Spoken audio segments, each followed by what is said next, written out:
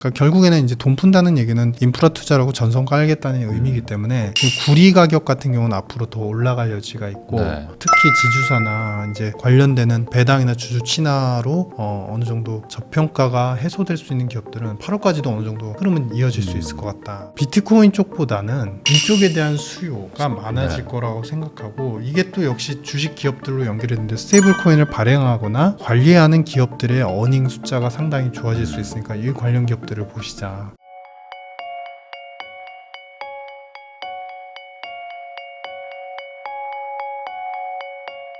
안녕하세요. 부익남TV의 부익남입니다. 요즘 전 세계가 혼란스럽죠. 전쟁도 부쩍 늘어나고 트럼프 대통령의 그 한마디 한마디에 또 시장이 요동치는 그런 현상도 계속되고 있습니다.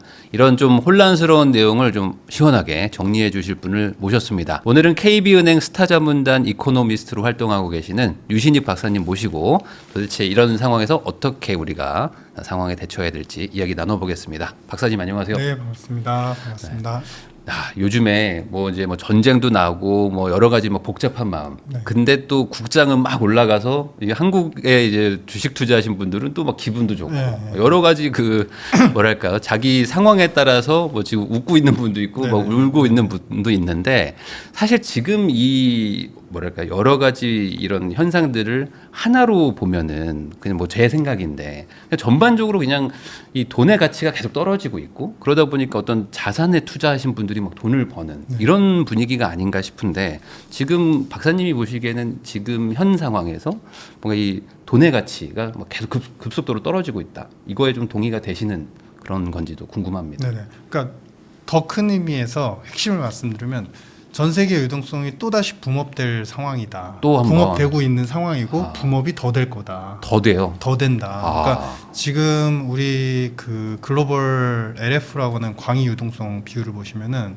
지금 전 세계 명목 GDP가 한 110조 달러 내외 정도 하거든요. 근데 이게 지금 130, 140조 달러로 향해 가고 있어요. 그러니까 이 유동성은 사실은 코로나 때보다 그 비율과 절대 금액도 더 늘어나고 있는 상태이고요. 근데 여기에 이제 우리가 좀 정리를 해보셔야 되는 게 앞에서 이제 서두에 말씀하셨지만 전쟁이 발생을 했어요. 근데 시장은 좋아요. 그럼 시장에 좋은 것에 대한 근거를 한번 보시겠습니다. 펀드 플로우, 그러니까 외국인들이 MSCI 신흥국이나 한국에서 하는 펀드 플로우가 유입으로 최근 몇 달 동안에 강력하게 매수로 전환이 됐어요.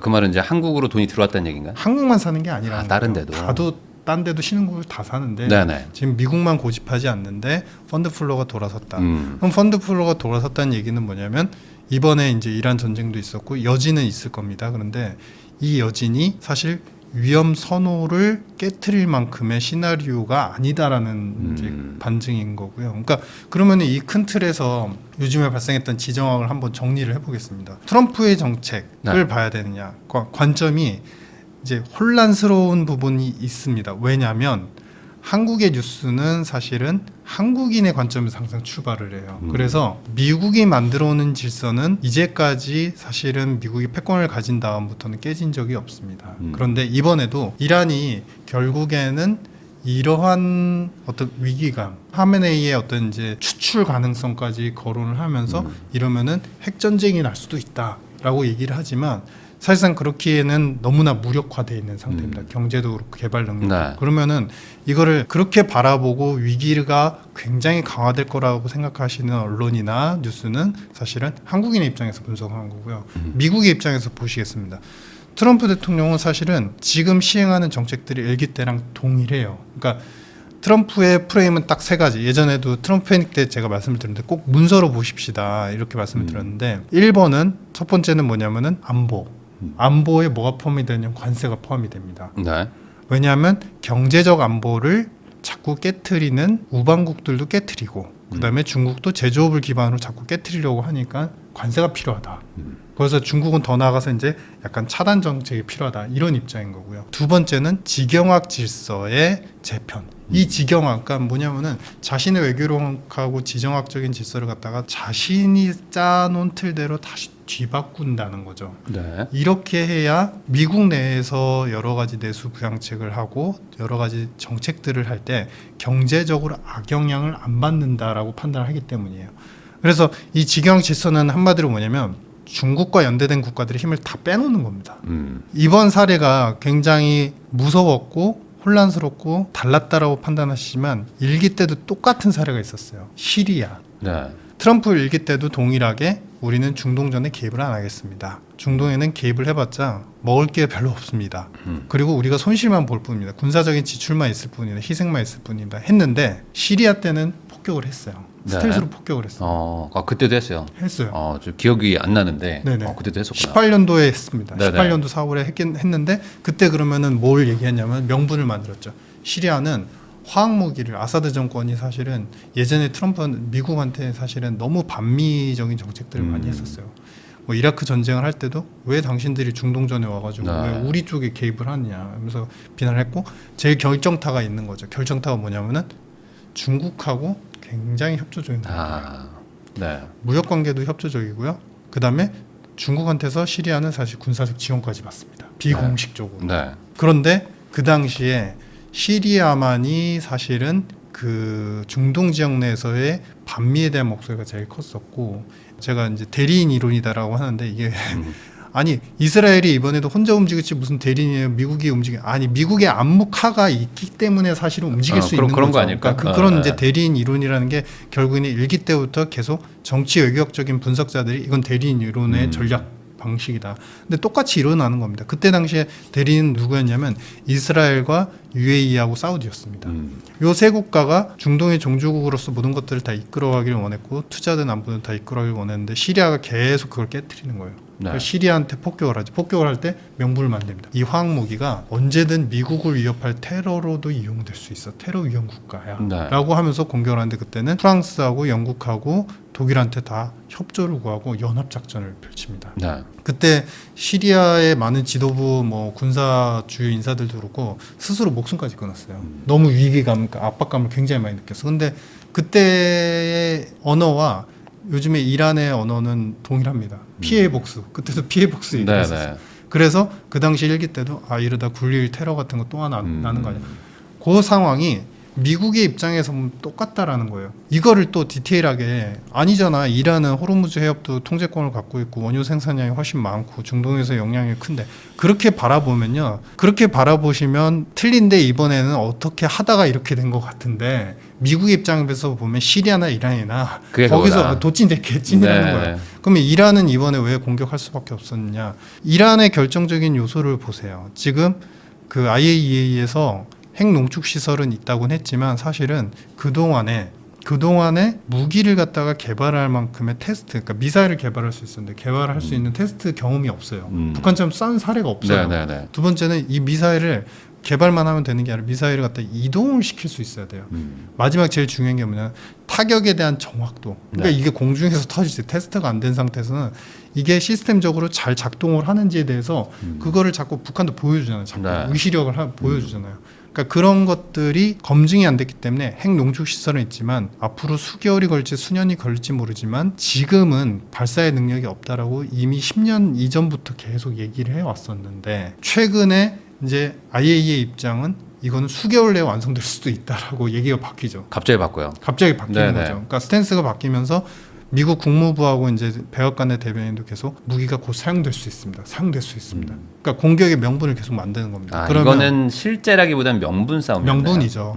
그렇기 때문에 이란에 대해서 결국에는 이번에 똑같죠. 중동 개입을 안 한다고 했지만 결국 이스라엘이 먼저 폭격을 시작을 했고 폭격을 했을 때 그 기반을 보시면은 트럼프는 전쟁 종료를 얘기했지만 이미 작년도부터 트럼프 당선된 이후에도 하마스하고 이제 우리 후티 반군이나 이런 이제 이란의 대리인 세력들을 계속 공격을 했었어요. 그러니까 그것에 대해서 묵인을 하고 있었어요. 서로 대리인을 가지고 싸웠는데 묵인을 하고 있는 상태에서 이스라엘이 쏜 겁니다. 그러니까 이거는 미국이 인정하는 전쟁이고 이스라엘이 중동에서의 종주국으로서 미국이 삼은 것과 다를 바 없다.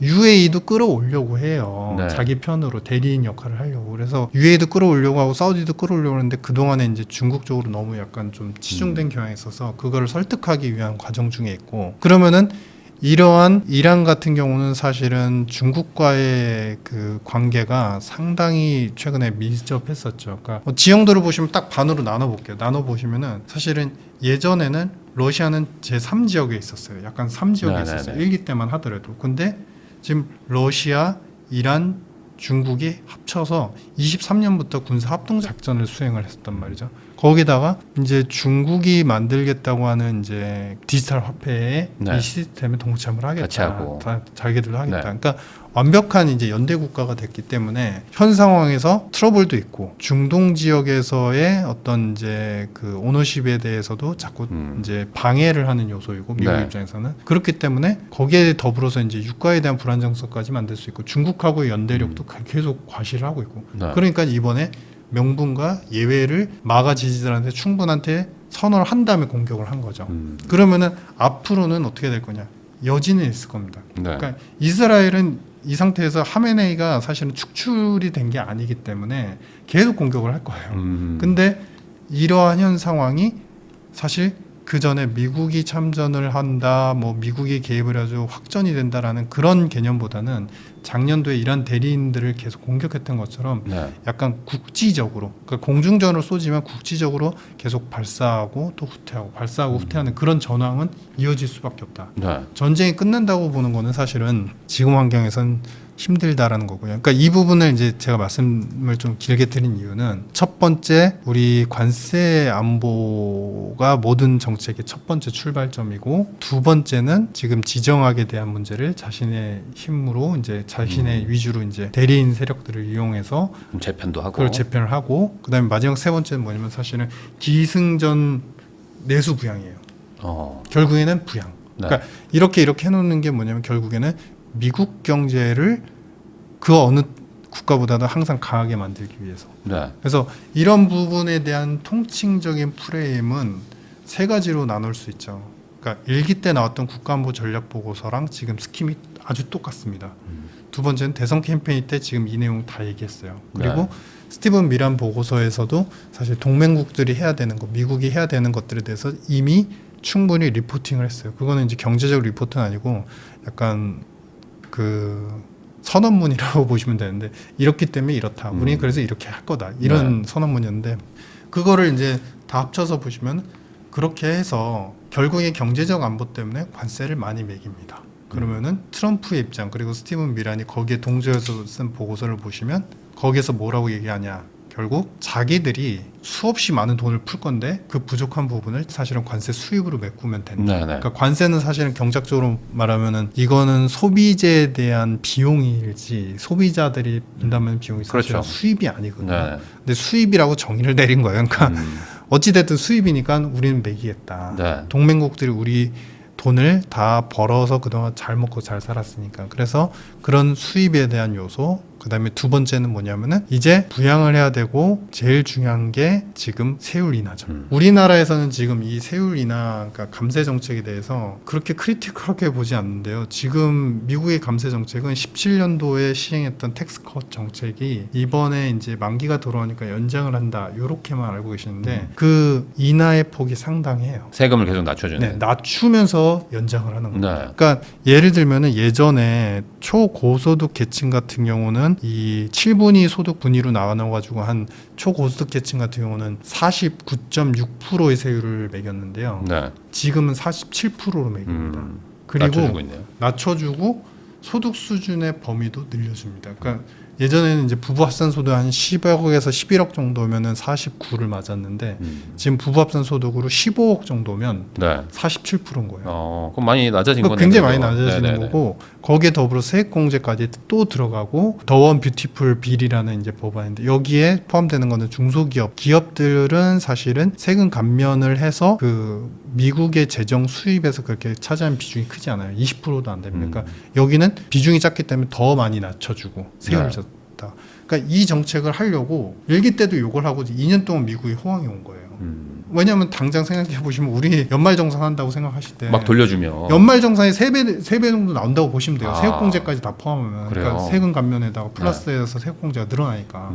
근데 그건 그거고 기업들 세액공제가 또 늘어나잖아요. 네. 그러면 또 투자를 해서 투자를 할 때 비용에 대해서 충분히 보전을 받기 때문에 국가에서 일자리가 늘어나는 거예요. 순식간에 갑자기 마법처럼. 네. 그러니까 이제 더원 뷰티풀 빌이라고 이제 일기 때 한번 경험을 한 바가 있기 때문에 그걸 하려고 하는 거고 근데 그것을 함으로써 그러면 우리가 지경학적인 요소를 이거를 그냥 이 하나의 주제로 볼 것이냐 서브 딕션으로 볼 것이냐 서브가 맞다는 거죠. 이렇게 해놔야 유가가 튈 일이 없는 거예요. 유가가 튈 일이 없고 다른 원자재들이 물론 이제 금은 튀어 있지만 다른 원자재들이 과격하게 튀어서 돈을 풀어서 그것 때문에 예전에 바이든 정권 때 있었던 것처럼 인플레가 계속 가속화되는 그런 현상들, 그러니까 돈을 푸는데도 불구하고 사실 그렇게 효과가 없어지는 그런 현상들을 막을 수 있는 거죠. 그러니까 대외적으로 계속 안정을 시키는 거죠. 네. 자신의 뜻대로. 그러면서 자신은 셰일오일을 계속 지금 1등 생산 국가인데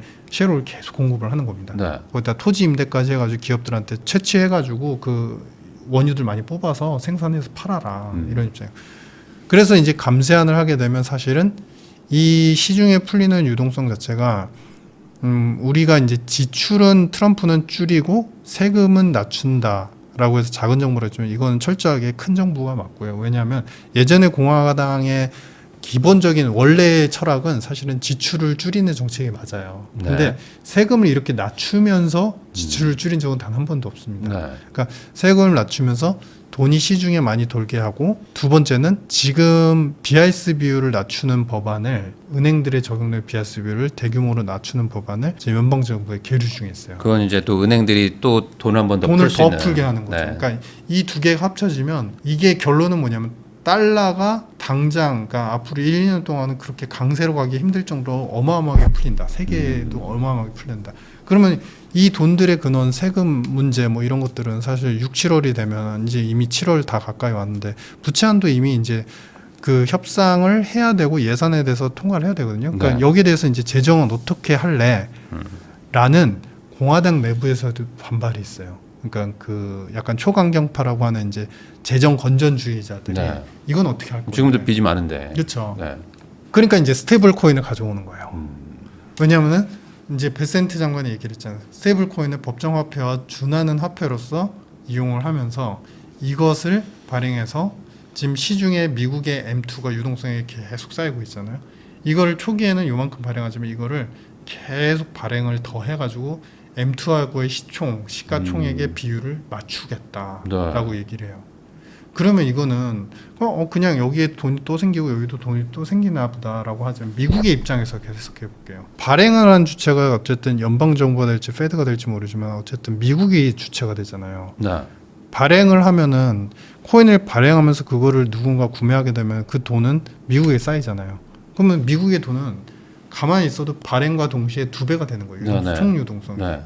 그러면은 그 돈 가지고 사실 세입에서 마이너스된 부분을 더 지출을 하겠다. 그러니까 세금 감면은 감면대로 하고 상업은행 대출은 대출대로 늘리고 해주고. 그리고 돈이 혹시 부족할까봐 뭐 부채 한도 뭐 이슈에 거기에 굴복하지 않고 돈을 더 급진적으로 풀기 위해서 스테이블 코인까지 발행을 해서 그 돈을 시중 유동성 M2까지 끌어올리겠다. 그러면 그 얘기는 뭐냐면은 다른 국가가 됐든 내부가 됐든 금융기관이 됐든 이제 스테이블 코인을 팔아서 그 돈들을 갖다 재정에다 다 투입을 하겠다. 이런 얘기랑 똑같은 겁니다. 그러면 지금도 늘어나고 있는데 안 그래도 그리고 감세만으로도 사실 유동성은 상당히 늘어날 수밖에 없는데 현 상황에서 유동성은 사실은 코로나 이상의 또 버블을 지향해 가고 있다. 그러니까 이런 상황이기 때문에 금융시장에 이제 전문가적 스마트한 투자자들은 다 아시는 거죠. 이게 이제 여러 가지 갈등은 있고 이런 사태가 있었죠. 그러면 그 다음 나올 사태는 뭘까요? 미중 싸움이에요. 다시 이제 싸워야죠. 왜냐하면 이번에도 이제 중동에 개입을 하면서 G7 국가들은 이게 위험한 일이지만 어쩔 수 없었다. 이게 핵이 사용되면 정말 위험하니까. 근데 거기서 이제 중국만 다른 얘기를 하죠. 중국만 뭐라고 얘기하냐면 미국은 중동에서의 위화감을 조정하고 지정학적 리스크를 조정하는 아주 잘못된 행동을 하면서 규탄한다. 그 유예 기간이 이제 얼마 안 남았잖아요. 무역 협상 유예 기간이. 그렇죠. 이제 이제는 또 본색을 드러내야 되는 상황입니다. 그 동안에 이제 무역 협상 상황을 보면은 영국하고는 스무스하게 잘 됐어요. 영국한테는 일단은 미국의 차 시장, 미국의 차를 사라. 시장을 개방하는 것과 동시에 미국의 롤스로이스의 그 비행기 부품은 우리가 구매할게. 그건 미국이 필요한 거니까. 엔진이나 그렇죠. 그래서 그 부품들을 구입할게라는 약속과 동시에 이제 해소가 됐지만 중국하고는 지금 해소된 게 하나도 없어요. 네. 결국은 중국 차단 수순으로 갈 거고 아마 그것에 의한 또 한 번의 그 불안정성은 경제적으로 보나 금융시장적으로 보나 한번 또 이제 나타날 수 있는데 이제 관건은 이런 총 유동성을 갖다가 이렇게 대규모로 늘리고 세금까지 인하하는 그런 정책을 바라본다면 그 중간중간 변동이 보일 때마다 해외 외국의 투자자들 같은 거 더 사들여 나갈 가능성이 크다. 이런 그림으로 진행이 되고 있다. 이런 판단입니다. 그러면은 지금 제가 박사님 얘기를 들어보니까 네네. 결국에는 이란에 핵이 있었냐 없었냐는 중요한 게 아니었네요. 그건 중요한 게 아니죠. 그냥 네. 그래서 지금 뭐 핵을 뭐 옮겼네 안 옮겼네 뭐 이런 얘기들 하고 있는데 그런 건 의미가 없었고 네네. 어차피 그냥 소위 말하는 이제 기강 잡기를 한번 한 거네요. 네, 그렇죠. 중동을. 네네. 그러면은 이란 입장에서는 사실 생각보다 너무 맥없이 그냥 이렇게 뭐 휴전한다 이런 식으로 해서 생각보다 그 이제 일반적인 사람들 입장에서는 뭐야 뭐 옛날에 뭐 저렇게 막 뭐 하더니만 결국에 아무 힘이 없었네 뭐 이런 식인데 사실상 뭐 이제 이 정도로 그냥 마무리되는 그리고 약간의 국지전 정도만 네네. 뭐 지금 뭐 해협을 뭐 봉쇄하니 이런 얘기들은 이제 현실성이 좀 없다고 봐야 되는 거죠. 그러니까 이게 뭐냐면은 그 큰 틀에서 그렇게 보셔야 돼요. 그러니까 이게 중국 블록의 힘과 각국의 위상이 어떤지를 이번에 또 한 번 입증하는 근거였다는 거예요. 그러니까 네. 이란의 입장은 사실은 하메네이도 그렇고 당당했어요. 왜냐하면은 이란이 이제는 큰 국가로 일어서고 네. 핵까지 보유함으로써 우리가 중동에서의 패권도 갖고 이제는 중국과 러시아와 함께 어깨를 나란히 하면서 이제는 이건 하메네이 얘기입니다. 그러니까 네. 하메네이가 그동안 외쳤던 게 핵 협상에서도 우리가 우위를 차지해서 결국에는 제재 해제와 동시에 그 원유를 갖다가 이제 공급함으로써 충분히 공급함으로써 그 공급이 이제 서방 국가가 아니라 하더라도 네. 이제는 중국이 사주고도 있으니까 이미 사왔거든요. 디스카운트 된 가격으로. 그렇기 때문에 우리는 경제적 위상까지 올라갈 거야. 그러니까 지금 못 살더라도 좀 참아줘. 네. 우리는 다시 일어설 거야. 영광. 그 기간이 거의 10년에서 15년 정도가 흘렀단 말이에요. 네. 그렇게 참으면서. 근데 그러는 기간 동안에 우리 이제 한국인들 입장에서 보니까 아이 그게 도대체 얼마나 힘들고 화폐 가치가 거기가 얼마나 떨어진 건데 감이 안 오시잖아요. 네. 작년 기준으로 보시면 이란 헤아리 이제 어느 정도냐면은 우리 4성급의 호텔 이란에 이제 놀러 가셨을 때 네. 시내 지역에서 가장 좋은 4성급 호텔에 가장 그 스위트 스위트요. 스위트를 빌리면 하루에 10,000원이 나오는 거예요. 10,000원이에요? 10,000원이요. 그러니까 대략적으로 감이 오십니까? 이게 몇백 대 1에 화폐 가치가 엄청 박살나 있네요. 몇백 대 1에라는 거고. 느낌은 못해도 한 30-40만 원. 네. 아무리 못해도. 최소 뭐 10만 원은 되겠지 15만 원은 되겠지만 이런 느낌인데 그쵸. 10,000원이에요. 그러니까 그걸 반대로 해석하면은 이란인들 입장에서는 사실 사과 하나 사 먹는데도 굉장히 많은 돈의 힘들겠네요. 지폐가 필요하고 이미 이란에서는 사실 그래서 뭐 이 비트코인이 뭐 이렇게 뜨기 전부터도 사실은 바이낸스를 상당히 이용을 했었다. 왜냐하면 이제 화폐 가치 변동이 너무 크니까 네. 차라리 바이낸스에 킵을 해놨다가 이렇게 꺼내서 쓰고 뭐 이런 이제 정황들이 많았었고 그래서 그러면 뭐냐면 이렇게 하메네이가 꿈을 만들어놨는데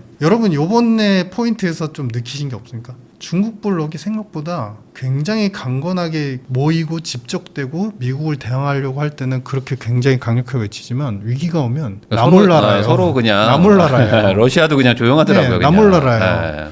러시아도 뭐라고 얘기냐면 러시아하고 이란은 이제 국가 파트너십을 맺은 상황이거든요. 네. 왜냐하면 러우 전쟁이 터졌을 때 그 다 G7이 규탄하고 있는데 이란만 지지를 했어요. 네. 그러니까 이란한테 손잡자 하면서 그때부터 이제 이란은 이제 꿈을 꾼 거죠. 왜냐하면 중국한테 원유도 팔고 러시아가 이렇게 손을 잡고 그러면 우리도 이제 상당한 이제 외교 국방력을 그리고 연대 국가들의 힘도 상당히 쓰니까 우리가 목소리가 커질 거다. 근데 이번에 사실은 그 누구 하나도 그 오랄 코멘트 그러니까 구두적인 멘트 정도만 했을 뿐이지 중국조차도 아무런 사실 그것도 없었어요. 그러니까 이게 뭐냐면은 트럼프는 보여준 거죠. 이 봐라. 중국 블록에 있어봤자 도움도 안 되고 시스템적으로 이게 뭔가 해소가 될 수 있는 그런 블록이 아니다라는 거를 또 한 번 입증을 해준 거고. 네.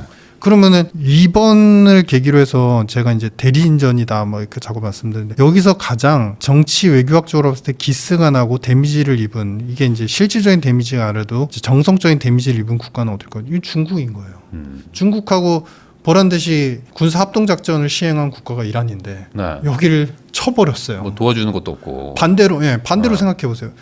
미국, 영국, 호주, 그다음에 일본 이렇게 군사 합동 작전을 항상 이제 태평양 지역에서 항상 해오거든요. 네. 이제 서로 이렇게 한 세 국가, 두 국가 이렇게 포함해가지고. 근데 만약에 호주를 쳤어요. 영국을 누군가 중국 블록에서 공격했어요. 네. 거기서 미국이 가만히 있어요. 아, 그러면 이제 완전 깨지는 거죠. 이게 상상하기 힘들잖아요. 사실 네. 어느 정도는 미국이 사실 어느 정도까지는 알아서 하세요. 안보비 내세요라는 요구는 항상 있지만 그래도 우방국이 위협에 취해질 때는 그 문구에 나와 있는 국가안보 전략 보고서 일기에도 알아서 지키라. 네. 근데 위협이 강화되거나 핵 위협의 위험까지 있을 땐 그때만 예외로 우리가 개입을 한다. 이런 조항이 있어요. 네. 그러니까 그런 부분들을 본다면 사실은 뭐 이란은 자신의 국격이 높아졌을 것이라고 착각을 하고 이번에 시작을 더 강화했으나 그리고 그동안 기다려왔으나 그러하지 않았다.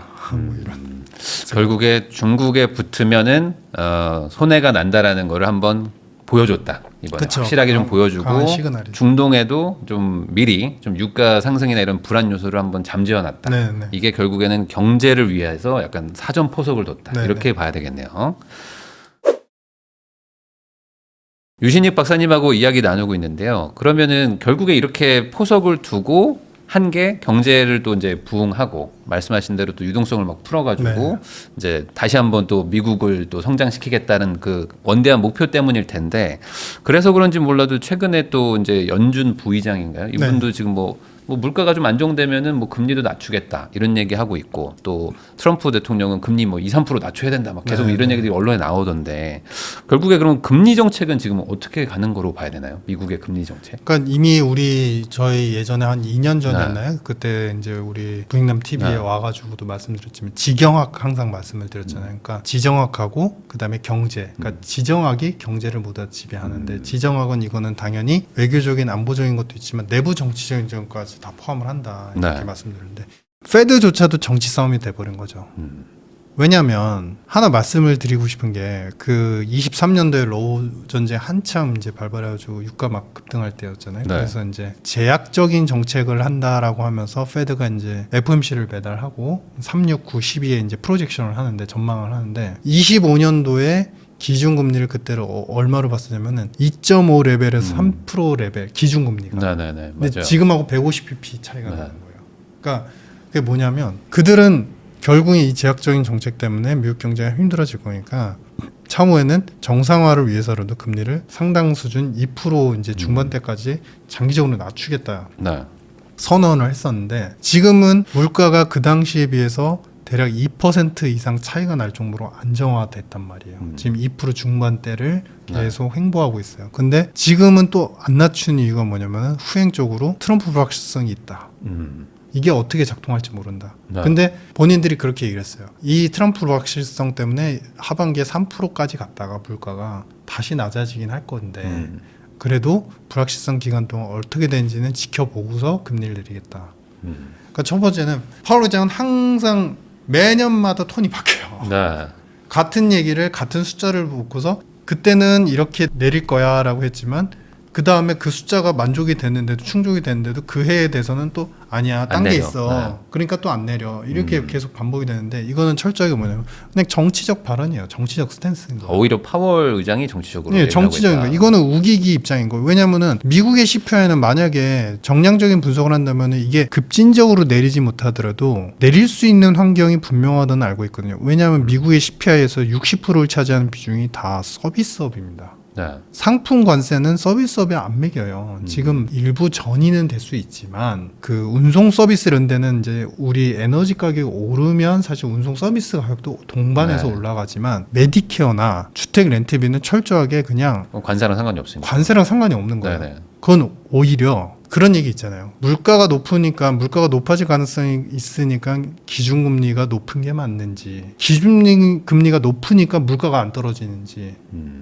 어떻게 생각하실까? 후자예요. 요즘은 그럴 수 후자인 거예요. 있죠. 왜냐하면 네. 미국은 서비스업이고 서비스업에 대한 모든 요율 자체, 그러니까 렌트비가 됐던 무엇이 됐든 서비스업에 대한 그 수가라고 표현을 할게요. 이 수가에 대한 요율이 시중 금리를 기준으로 책정이 되거든요. 네. 그런데 기준 금리가 높으면 렌트비의 기준도 높을 수밖에 없는 거예요. 그러겠죠. 네, 대출 이자가 높으니까. 그래서 옐런 의장도 옐런 전 장관도 네. 그 얘기를 했잖아요. 이건 물가가 높아가지고 인플라가 해소가 안 되는 게 아니라 금리가 높아서 물가가 해소가 안 되는 거다. 그러니까 금리를 서서히 낮춰야 된다라고 주장을 했고 네. 그러한 발언의 관점이 베센트도 동일하고 트럼프도 동일해요. 그러니까 트럼프는 사실 경제학적으로 항상 오류가 많습니다. 네. 가치 철학은 명확하고 굉장히 체계적으로 움직이지만 그 빈 공간이 되게 많아요. 근데 적어도 통화 정책에 있어서는 파월보다는 맞아요. 합리적인 발언을 해요. 그러니까 지금의 물가라고 하면 낮춰야지 되지 않느냐. 그게 맞는 거죠. 왜냐하면 파월 의장도 그 얘기를 했거든요. 물가가 떨어지고 있어요. 떨어지고 있었어요. 네. 이 23년도부터 24년도 갈 때 이제 4~5% 하던 물가가 이제 3% 중반대로 이렇게 떨어지고 있어요. 물가의 절대적 레벨이 높지만 물가가 하향화되고 있는 구간에서 금리를 인하할 수 있는 기회를 이 시점에 해야 된다. 절대 물가가 높지만, 그러니까 그 얘기는 뭐냐면 할 수 있을 때 금리 인하를 해야 된다라는 관점이거든요. 이건 또 다시 사이클링에 타고 내려왔다가 다시 인플레가 오면 약간 올릴 수밖에 없는 거예요. 그러니까 이거는 모든 금리는 사이클이거든요. 근데 그런 환경에 대해서 트럼프가 얘기하는 거예요. 지금 안 내리면 언제 내리냐. 그러니까 지금 물가도 근데 안정됐는데. 파월 의장은 그거를 당신 때문에 못 내린다. 이런 식으로 이제 돌리는 거죠. 네. 그 공을 돌리고 있는 상황인 거죠. 트럼프 입장에서는 좀 답답하겠네요. 답답하죠. 이게. 그러니까 결론은 뭐냐면 지금 페드는 바라볼 것도 없고 기대할 것도 없다. 이제 철저하게 정치적인 상황이 너무 강해졌기 때문에 그러면은 어떻게든 안 내리고 버틸 것이다. 최소한으로 내릴 것이다라고 판단을 하고 그래서 저는 이제 연말쯤 가서 한 2회 정도 그냥 이제 왜냐면은 지금 어떻게 그렇게 당신이 그렇게 장담하는데 왜냐면요 물가가 지금 미국의 물가가 2% 중후반까지는 갈 수 있어도 그렇게 튀어오를 여지가 없어요. 왜냐하면은 여기서 이제 트럼프의 빈틈이 보이는 게 관세를 매기면은 상품의 관세를 매기면은 그것 때문에 상품들의 가격이 올라가고 이게 이제 서비스 뭐 전반적으로 물가 다 퍼질 거다 이런 불안이 있잖아요. 근데 실제로 연방 정부가 3월달, 4월달, 5월달에 각 매월 평균으로 했을 때 관세 수입으로 걷어들인 금액이 얼마인지 아십니까? 모르겠습니다. 300에서 400억 달러 정도입니다. 그러니까 이 얘기는 뭐냐면 기본 세율을 갖다가 우리가 이제 20% 잡고 출발해서 역산을 해보면 사실 3, 4, 5월 달에 미국이 다른 제조업 관련되는 이제 수입을 한 금액을 보면 수천억 달러 정도밖에 안 됐다는 거예요. 매월 평균 그러니까 크지가 않다는 거죠. 그러니까 이 얘기는 뭐냐면 처음에는 관세, 중국 관세가 일어날까봐 상품을 사재기를 많이 했지만 그 뒤부터는 기본 관세, 그러니까 보편 관세는 사실 적용이 되고 있는 상태니까 수입도 오히려 안 하고 있고 주춤한 상태가 이어진다는 거예요. 그러니까 이 얘기는 뭐냐면 아주 쉽게 말씀드리면 관세 매기니까 그 관세가 그대로 전이가 돼서 상품 물가가 올라가는 그런 구조가 아니라 이미 이럴 바에야 수입 안 할래 라는 수요자들의 약간 둔한 현상들이 이미 나타나고 있는데 그게 아주 적극적으로 반영이 돼서 물가가 올라간다. 이거는 그냥 우려일 가능성이 80%고 나머지 20은 그래도 현실화가 될 가능성이 있다. 이런 로직으로 보셔야 된다. 올라봐야 조금 올라갈 건데 올라봐야 그걸 지금 과도하게 지금 파월 의장이 정치적으로 사실상 이제 약간 우기기를 하고 있다. 몰아가는 거죠, 약간은. 네. 그러면은 어쨌든 그 자기 임기 안에는 계속 그렇게 하겠네요. 어떻게든. 그렇죠. 그래서 최소한으로 그냥 어쨌든 파월 의장만이 있는 게 아니라 이제 주요 그 우리 FOMC 의원들이 있으니까 그래도 명분상으로라도 2% 중후반대까지 간다 하더라도 어쨌든 유지가 되는 거 보면은 연말 가면 당연히 인하를 할 수밖에 없을 것이고. 그러니까 이거는 그거죠. 내가 내리려고 했는데 나 숙제하려고 했어요. 어떤 아이가 숙제하려고 해서 엄마가 와가지고 숙제 너 안 하면 진짜 혼낸다 이러면 숙제하기 싫거든요. 더 하기 싫어지거든요. 하려고 그랬는데 왜 지금 와가지고 그거랑 똑같은 거예요 지금 구조적으로. 그래서 지금 페드한테 그렇게 기다리고 뭐 기대할 거는 그렇게 많지 않지만 오히려 이 감세안과 오히려 이제 시장 금리의 측면에서 보면은 캐리 트레이드를 한다고 그랬잖아요. 그러니까 이 캐리 트레이드가 여러분들 기억하셔야 하는 게 이 캐리 트레이드가 만약에 이제 상업은행들이 대출을 많이 하게 되고 이게 얼마나 강력하냐면요. 이게 무섭기도 한 거예요, 사실. 그러니까 아까 말한 BIS 비율 낮추면서 대출을 지금 이것 때문에 서프라임이 터졌었어요. 그렇겠죠. 네, 그때 2007년 8년도에 어떤 글로벌 분석을 이게 가장 메인이었냐면요. 달러 그 당시에 이제 돈들이 엄청나게 많이 풀렸었거든요. 그래서 그 당시에는 이 BIS 비율 자체가 이제 기준점 자체가 굉장히 느슨했었던 때예요. 서프라임 생기고 볼커를부터 시작해서 BIS 비율을 갖다 강화한다 뭐 이랬거든요. 근데 그거를 트럼프가 지금 거의 다 깬다는 거예요. 그때 그래서 상업은행들의 이제 대출 BIS의 그 통계 자료를 보시면 매 월별로 일본은 일본대로 풀고 미국은 미국대로 풀고 그러니까 총 유동성이 계속 늘어난 거예요, 은행들이. 그러니까 그때 그래서 돌아서 신흥국 투자. 그때 이제 인도 투자도 굉장히 붐업이 됐었고 맞아요. 신흥국 펀드들이 다 날라다녔어요. 근데 그때 경제 환경은 더할 나위 없이 좋았고 왜냐하면은 달러가 약세이고 신흥국들의 통화는 강세이면서 투자는 잘 되고 경제 성장률은 올라가요. 그럼 주가가 떨어질 수가 없잖아요. 그러니까 계속 올라가고 또 미국은 미국대로 달러가 약세이니까 기업들 입장에서 투자를 하는데 이제 거기서부터 투자의 버블 징후가 생기는 거죠. 뭐가 생기냐면은 미국은 철저하게 소비의 중심의 국가거든요. 70% 이상이 이제 소비 중심인데 이게 마지노선이 있습니다. 투자가 한 30% 이상, GDP 30% 이상을 넘어가는 순간이 되면 이게 버블 징후가 나타나요. 그때 당시에 소비도 좋았지만 상대적으로 이제 투자가 더 빨리 막 늘어나면서 투자의 비율이 GDP 대비해서 한 30%까지 육박을 하면서 그때 모든 이제 쉽게 말하면 건물부터 시작해서 주택들이 엄청나게 공급이 되기 시작하는 겁니다. 그러니까 공급은 즉 뭐냐면은 결국에는 가격의 다운 사이클을 예고를 하는 거죠. 그런 상태에서 파생 상품은 만들어졌고 그러니까 공급이 이제 수요를 갖다가 다 커버하지 못하는 상황이 어느 순간 서서히 나타나면서 이게 무너진 거예요. 즉 미국이 지금 그러한 형국을 또 만들어가고 있는데 적정선에서 멈추면 이거는 약간의 그 플럭추에이션으로 끝날 거고 만약에 이 버블이 정말 강화된다면 또다시 위기의 징후 가능성은 있다. 근데 제 판단으로는 한 2년 버블 금융시장에서 굉장히 세게 나오고 이 상황이 아마 2년 후부터는 좀 많이 움츠러들 수 있다 이렇게 생각하고 있습니다. 그러면 지금 뭐 금리 인하랑 상관없이 어쨌든 다른 방식으로 유동성을 대규모로 풀 거라는 거잖아요. 네네. 그리고 그게 그러면은 언제쯤 현실화가 될까요? 예를 들어 지금 어떤 그냥 하반기 중으로 보시면 될 것 같습니다. 왜냐하면은 아까 이제 세율을 인하하고 감세한 정책에 대해서 공화당 내부에서도 반발이 있거든요. 왜냐하면은 이제 이게 너무 포퓰리즘적이다.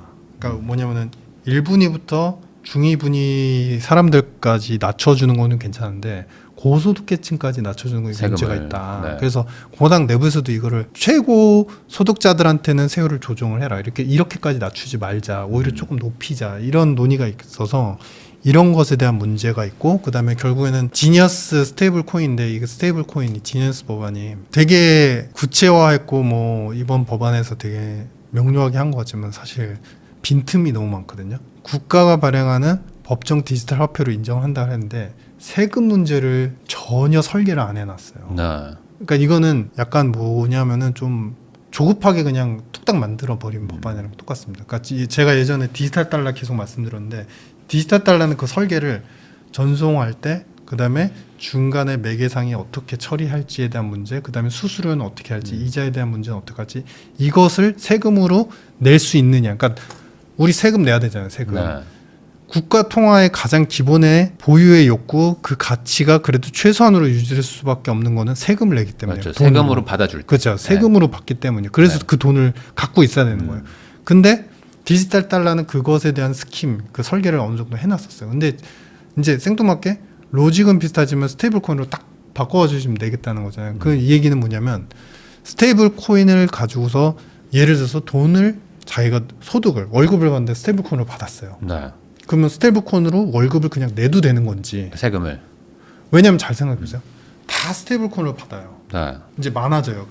총 그 유동성을 그 시총을 맞추기 위해서 막 그래서 처음에는 A라는 기업만 이제 월급을 스테이블 코인으로 줬는데 나중에 B도 주고 C도 주고 D도 주고. 그럴 수 있겠죠. 근데 세금은 원 달러 전통 달러로만 내야 된대요. 그러면 전부 다 바꾸려고 하겠죠. 그러겠죠. 바꾸려고만 하겠죠. 그러면 어떻게 되죠?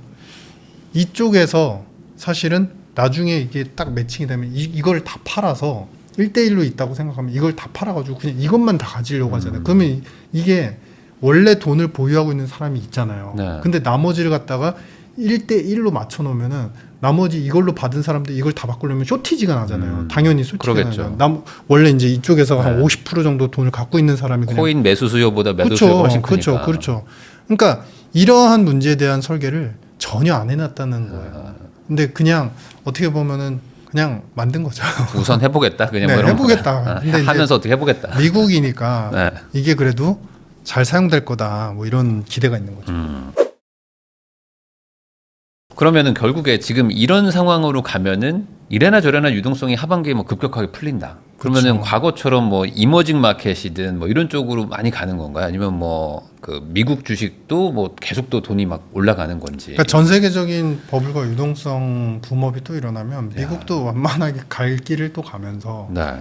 이제 신흥국은 우리 소위 얘기하면은 코인으로 얘기하면은 이제 비트코인은 미국 시장이지만 네. 다른 알트코인들은 사실은 신흥국이다 이렇게 표현이 되기도 하잖아요. 그만큼 작은 유동성의 인플로우에 의해서도 굉장히 등락폭이 커지니까 네. 사실은 이미 신흥국 펀드 플로우가 외국인들이 굉장히 많이 사들이고 있다. 그래서 이런 흐름은 아마 하반기에 이제 유동성까지 풀리게 되면 더 가속화될 가능성이 크다. 그러면 지금 우리나라도 어쨌든 뭐 이머징 마켓이라고 봐야 될 텐데 우리나라 국장 지금 분위기 좋은데 여기서 외국 자본 유입이 더 커질 수도 있다. 이렇게 해석해도 될까요? 일단은 저는 이번에 우리 이제 이재명 대통령 새로운 정부가 들어섰고 왜 우리나라 코스피가 올라야 되는가에 대한 근거를 좀 요약해 볼 필요가 있어요. 네. 그러니까 오르니까 따라 산다. 그러면 사실은 나중에 이게 빠졌을 때 그러면 나는 또 역시 국장은 안 돼. 역시 한국은 어쩔 수 없어. 네. 이렇게 되는데 이번에 달라지는 게 몇 가지가 있습니다. 그러니까 사실 최초이긴 해요. 경기 역행적 투자라고 들어보셨습니까? 경기 역행. 그러니까 뭐냐면 우리나라는 철저하게 대외 채무 비율이나 건전성에 대해서 굉장히 민감하기 때문에 세입이 많을 때는 적극적으로 돈을 풀고 경제가 어려워져서 세입이 줄어들면 돈을 안 풀었어요. 안 풀고. 보수적으로 네네. 풀었어요. 근데 이번에는 성장률은 지금 사실 올해 1%나 1% 언더가 될 예정임에도 불구하고 추경을 거의 30조 이상, 거의 40조 가까운 돈을 풀기로 했어요. 그러니까 즉, 그럼 뭐가 맞느냐라고 봤을 때는 효과가 돈을 풀어서 효과가 잘 나온다는 전제로 사실 지금 하는 정책이 맞아요. MMT에서 그러니까 현대화폐로에서 이런 지적을 했었는데 경기가 안 좋을 때 정부가 나서서 부담을 갖더라도 돈을 많이 풀어서 살려놓고 그다음에 좋아지면 많이 걷어들여야지 왜 거꾸로 하냐. 그러니까 이게 네. 뭐냐면 건강한 운동선수한테는 밥을 많이 주는 거고 네. 몸이 약해져 있는 운동선수한테는 밥을 다이어트하라고 뺏는 맞아요. 거랑 똑같은 거예요. 그러니까 이런 거를 사실은 이번에 모험적으로 처음 하게 된 거고 두 번째는 상법 개정안이 네. 사실은 여러분들 다 아시니까 이거는 주주 친화적인 정책, 배당, 자사주 소각, 중복 상장 금지. 그다음에 여기에서 더 나가서 우리가 생각해 볼 수 있는 거는 우선주에 대한 배당의 비율을 갖다가 본주와 마찬가지로 동일하게 올리는 그런 경향성. 그러면은 한마디로 이게 뭐냐면은 요즘에 이제 중견기업의 일부 기업 오너들 주주 친화적이지 않고 이제 폐쇄적인 기업들은 어떤 이슈까지 있냐면은 차라리 자진 상폐를 하자. 그러니까 그만큼 했어야 되고 지켰어야 되는 문제들을 그동안 그냥 꿍꿍이로 그냥 누르고 그랬죠. 있다가 네. 이런 것들이 해소될 수 있는 법안의 이제 통과 가능성. 근데 다만 지금 시기는 어제 제가 이제 인터뷰를 해서 한번 들은 결과로는 이제 6월, 7월이 얘기됐었지만 아마 최종적인 구체안이 이제 통과가 되고 그런 시기는 한 8월쯤이 될 것 같아요. 근데 그 기간까지는 특히 지주사나 이제 관련되는 배당이나 주주 친화로 어느 정도 저평가가 해소될 수 있는 기업들은 8월까지도 어느 정도 흐름은 이어질 수 있을 것 같다라는 것이고요. 그러면은 지금 국장은 좋다고 보시고 네. 그리고 이제 그러면 이렇게 유동성이 어쨌든 전 세계적으로 풀릴 때 네. 또 좀 괜찮은 자산이랄까요? 아니면 반대로 좀 요건 좀 피해야 될 자산 이런 거 좀 얘기해 주시면 좋을 것 같습니다. 그러니까 유동성이 많이 풀리기 때문에 기본적으로 모든 자산이 나쁠 수는 없다고 보여집니다. 뭐 미국 주식들도 다 그렇죠. 어쨌든. 그러니까 완만한 근데 이거는 이제 속도전이고, 그러니까 지금 유동성이 풀리고 뭐 코로나보다 더 풀릴 수 있는 이제 버블 시장이다라고 해서 모든 자산이 이제 다 오른다 이렇게 보시기보다는 이럴 때일수록 사실은 기본적으로 집중화될 수 있는 자산이 뭐냐면 우리 결국에는 이제 부동산 쪽. 미국의 부동산의 기존 주택의 가격 사이클을 보면 소폭 최근까지 조정을 받고 있지만 이 유동성 붐업이 되면 또다시 소규모의, 그러니까 소사이클의 하락을 멈추고 또다시 올라갈 수 있는 여지를 만들고 있어요. 네. 두 번째는 이제 결국엔 주식인데 네. 주식 같은 경우는 당연히 지금과 같은 국면에서는 가치 평가에 대해서 더 냉정하게 하셔야 된다. 그러니까 단순한 내러티브, 그러니까 소설로 이렇게 수혜를 받을 거야 이것보다 법안이 바뀌거나 아니면 환경이 바뀌어가지고 기업이 어느 정도 밸류에이션까지 올라갈 수 있는지에 대한 수치적 분석이 충분히 이루어져야 되는 부분들이 있고, 그래서 기업 투자에서는 특히 이제 지수사를 더 앞으로 더 꼼꼼히 챙겨 보셔야 될 것 같고요. 네. 그래서 세 번째는 지금 원재 쪽에서 결국 이러한 여러 가지 인프라 투자, 그러니까 결국에는 이제 돈 푼다는 얘기는 인프라 투자라고 전선 깔겠다는 의미이기 때문에 지금 구리 가격 같은 경우는 앞으로 더 올라갈 여지가 있고, 네. 반대로 지금 금은 지금 거의 이제 22년도에 바닥에서부터 지금 2배 정도 올랐기 때문에, 물론 여기서 모멘텀은 유동성이 풀리게 되면은 모멘텀은 더 한 번 더 올 수 있지만 지금 장기적으로 보기에는 너무 이제 가격 레벨이 고점 구간이다. 너무 높아져 있다 뭐 이런 판단이고, 마지막 이제 스테이블 코인이 미국이 발행하는 이제 주체가 돼가지고 전 세계에 이제 풀리게 되면 오히려 저는 이제 이거는 개인적인 판단인데 비트코인 쪽보다는 이쪽에 대한 수요가 많아질 거라고 생각하고, 이게 또 역시 주식 기업들로 연결이 되는데 스테이블 코인을 발행하거나 관리하는 기업들의 어닝 숫자가 상당히 좋아질 수 있으니까 이 관련 기업들을 보시자. 왜냐면 보시면은 이게 스테이블 코인을 갖다가 처음에 시스템적으로 만들고 돈 벌고 끝 이게 아니에요. 잘 생각해 보시면 스테이블 코인을 갖다가 찍어내서 이거를 전송하고 송수신하는 시스템들을 먼저 만들어놔야 되겠죠. 국가적 시스템을. 그러겠죠. 근데 그런 다음에 이 시스템이 예전처럼 우리가 거래소에서 코인 보내고 끝나고 이런 문제가 아니잖아요. 결제 문제로 연결이 돼야 되잖아요. 그러면 민간의 기업들도 이거를 채택하려는 플랫폼이나 예를 들면은 이제 아마존이라든지 이런 기업들도 당연히 우리 시스템을 구축해줘라는 거는 계속 늘어날 수밖에 없어요. 그래서 이런 관련 기업들은 계속 좀 꼼꼼히 보십사 이런 판단입니다. 그러니까 이제 코인을 만드는 것도 중요하지만 코인을 결국에는 사용해야 되니까 그러니까 사용 인프라를 만드는 그런 기업들, 그렇죠. 이런 맞습니다. 것들은 이제 상당히 좋을 것이고, 맞습니다. 반대로 이제 금 같은 것들은 그러니까 좀 많이 오른 것들, 네네. 이런 것들은 좀 조심해라. 네네. 이렇게 얘기해 주셨습니다. KB은행 스타자문단 이코노미스트이시죠, 유신익 박사님하고 이야기 계속 나누고 있는데요. 그러면 이제 말씀하신 대로 이제 국장 얘기도 하셨으니까 요즘에 뭐 국장 뭐 아주 뭐 난리인데 이게 어쨌든 좀 고점이다라고 생각하는 분들도 있는데 그건 아니고 이제 막 본격적인 어떤 그 랠리의 시작이다라고 이렇게 이해를 해도 되는 걸까요? 그러니까 환이 제일 중요합니다. 그러니까 외국인들 입장에서 우리나라를 이제 삼성전자 코스피를 산다는 거는 사실은 환이 여기서 더 치고 올라갈 여지가 있으면 사실은 조정의 기간은 길어질 거고, 환이 다시 환율이 소폭 횡보하거나 떨어질 수 있으면 주가가 조정을 보일 때 환이 떨어질 수 있으면 어쨌든 주가를 주식 투자를 해서 외국인들 입장에서 그렇게 단기간에 큰 이익을 못 봐도 환율이 떨어지면 차익을 계속 얻기 때문에 네. 절대 그 주저할 이유가 없거든요. 없으니까. 그래서 지금 조정의 구간이 조금 오기는 할 것 같지만 현 상태에서 조정의 기간이 아주 길지는 않을 것이고 환율 떨어진과 동시에 다시 한국 마켓을 살려고 할 것이다. 근데 지금 전형적인 강세 시장의 패턴은 맞다라고 생각해요. 왜냐하면은 이제 많은 지주사들이 개정안, 상법 개정안에 우리가 좀 골라서 이제 분석을 해보면 상법 개정안이 통과가 돼서 주주 친화적인 정책이 되면은 결국에 PBR 0.5배 이하의 기업들은 1배까지는 최소한 가야 된다는 당위성 부여가 돼요. 사실은 그게 맞는데 이미 아직 개정이 안 돼 너무 가파르게 빨리 오른 지주사들이 많기 때문에 조정의 여지가 필요한 거고, 두 번째는 네이버 카카오가 사실은 여러 가지 측면에서 사업이 앞으로 잘 될 수 있는데 거기에 메인 포지션이 사실 원화 스테이블 코인이었잖아요. 근데 그 부분은 사실상 명료하지 않은 부분은 있습니다. 그러니까 미국은 스테이블 코인을 찍어내면은 달러 다음으로 전 세계가 이 미국의 스테이블 코인, 그러니까 달러 스테이블 코인이라고 그냥 표현을 할게요. 이 네. 코인을 갖다가 다 사려 하겠죠. 그러겠죠.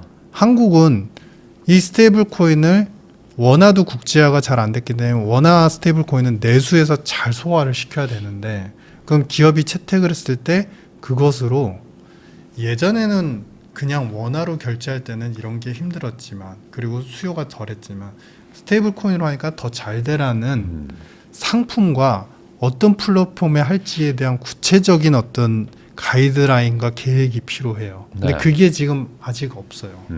그냥 상표를 채택했을 뿐이다. 카카오 네. 같은 경우도. 그래서 네. 카카오페이가 지금 더 구체화해서 이걸 기반으로 예를 들자면 카카오페이가 지금 협력 결제 시스템을 외국계 많은 가맹점과 그다음에 외국의 결제 시스템하고 연동을 시켜놨잖아요. 그러면은 외국인들이 원화를 굳이 쉽게 말해 환전하지 않아도 이 스테이블 코인으로 바로바로 예를 들면 위안화 됐든 달러가 됐든 유로가 됐든 바로 이 스테이블 코인을 사서 결제하게 편하게 만들겠다라는 이 비즈니스에 대한 플랜 철학이 정확하고 그것이 이제 수익화로 잘 이어질 거라는 당위성이 있어야 되는데 네. 그러기에는 조금 아직은 미진한 부분이 있다. 그러니까 예를 들어 이런 걸까요? 뭐 중국에 있는 분들이 한국에 있는 쇼핑몰을 살려고 그러면 이게 뭐 결제 안 되고 뭐 그렇죠. 불편하다고 네네네. 하는데 네. 그런 것들을 이제 스테이블 코인으로 그냥 쉽게 되게 네, 하면은 네. 그러면은 이제 이런 것들이 유의미해지는데 요게 될 거냐?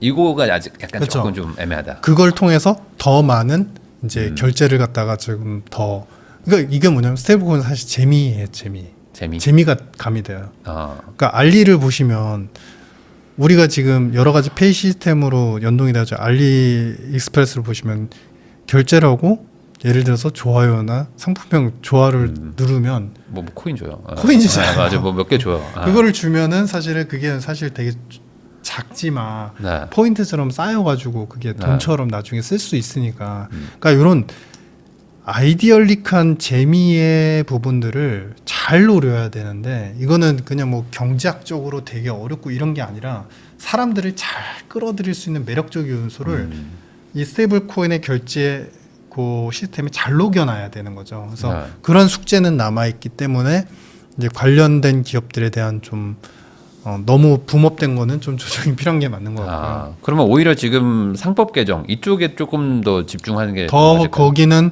국가적으로 봤을 때 이제 사실 자본시장이 수립된 이후에 최초의 어떤 이제 변혁이기 때문에 네. 그게 오히려 펀더멘탈리 역사적으로 의미가 있다. 이런 판단. 그러면 이 상법 개정이 어쨌든 되게 되면 그동안에 눌려있던 소위 말하는 정말 뭐 저평가 가치주들이라고 얘기하는 것들 돈 잘 버는데 뭐 진짜 자산 가치보다 훨씬 낮은 주가로 되고 있는 이런 것들이 대규모로 지금 올라간다라고 보는 거죠. 이거는 뭐 그렇죠. 명확하게 네, 그렇죠. 이건 작동을 하는 건가요? 그렇죠. 그러니까 이런 상황에서 정말로 지주사가 아니더라도 PBR을 정말 잘 봐야죠.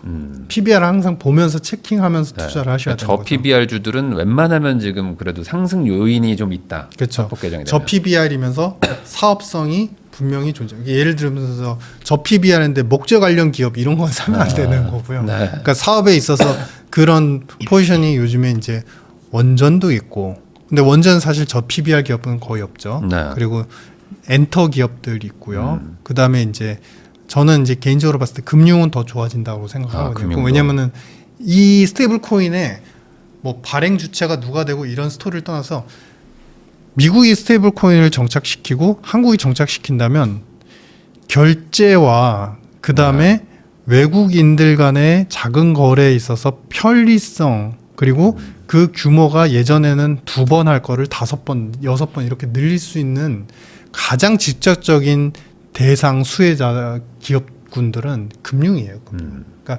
금융의 디지털화는 사실은 더 빨라지면 빨라질수록 그러니까 우리가 박리담회라고 하죠.